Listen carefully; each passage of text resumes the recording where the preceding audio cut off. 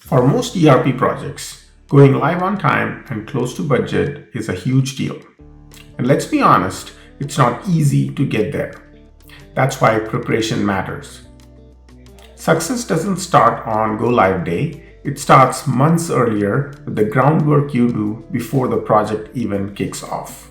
It means taking a hard look at how your processes work today, what improvements you really want, and making sure those align with the system you're about to implement.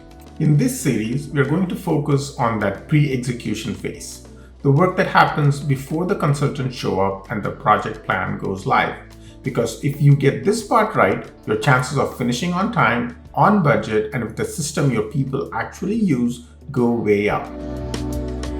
So what actually drives a company to move to a new ERP system? Sometimes the current system is being sunset by the vendor. Sometimes private equity or a parent company wants everyone on a standard platform. Sometimes it's the result of a merger or acquisition. And in other cases, the business has simply outgrown the old system and needs new functionality that isn't there today. No matter the reason, it's natural to think, let's just get the new system to do what the old one did. And honestly, that's not a bad place to start. Continuity is critical, but the real opportunity is to go further.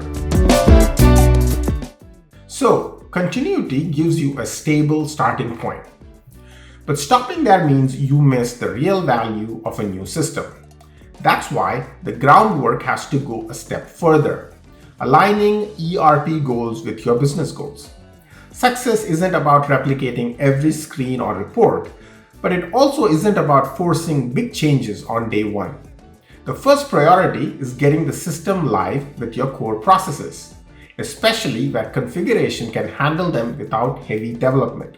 That keeps the transition smooth while preserving continuity.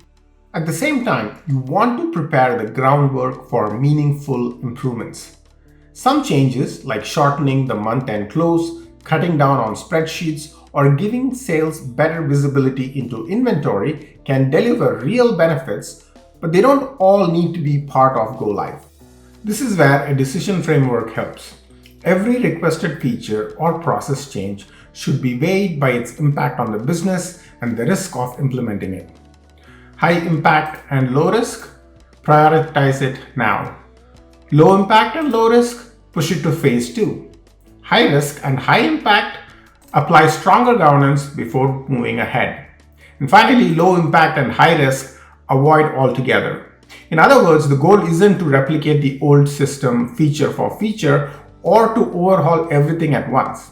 It's to strike a balance, implement what works today in the cleanest way possible while making deliberate choices about which improvements to take on now and which are better saved for later.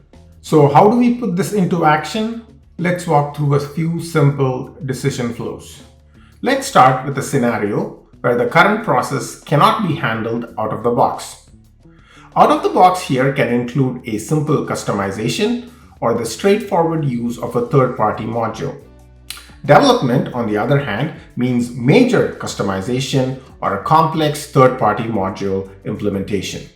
The first question is this process high value or critical, such as compliance related or tied to core operations?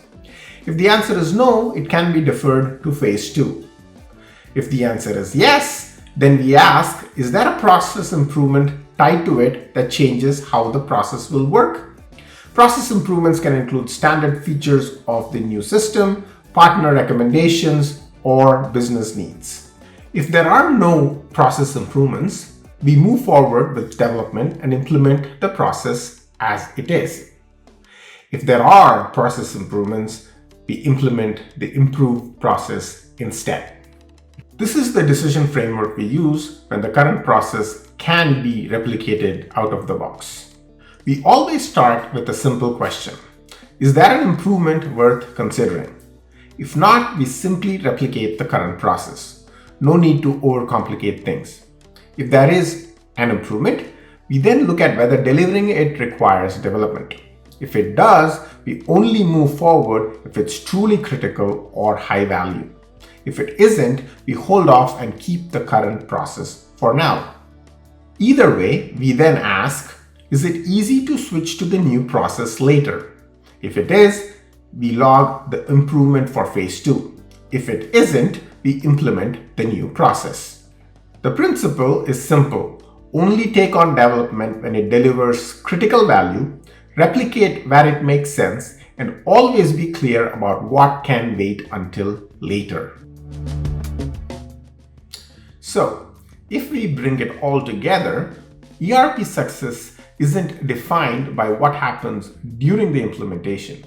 It's set in motion months earlier in the preparation. It's about doing the groundwork, understanding why you are making the change, aligning your ERP goals to your business goals, and being deliberate about which processes you replicate, which you improve, and which can safely wait for later. This groundwork is what gives you the best shot at finishing on time, on budget, and with a foundation your business can build on for the next decade.